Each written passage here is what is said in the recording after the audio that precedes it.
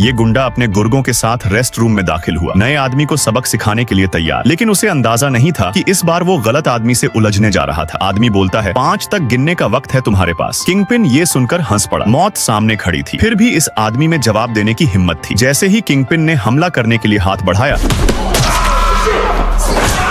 चूक गए। गुर्गों ने ये देखा तो हाथ में हथियार लिए अंदर दौड़े, लेकिन उनकी किस्मत खराब थी। सामने वाले ने एक ही झटके में उन्हें गिरा दिया। आधे मिनट में सब जमीन पर पड़े थे।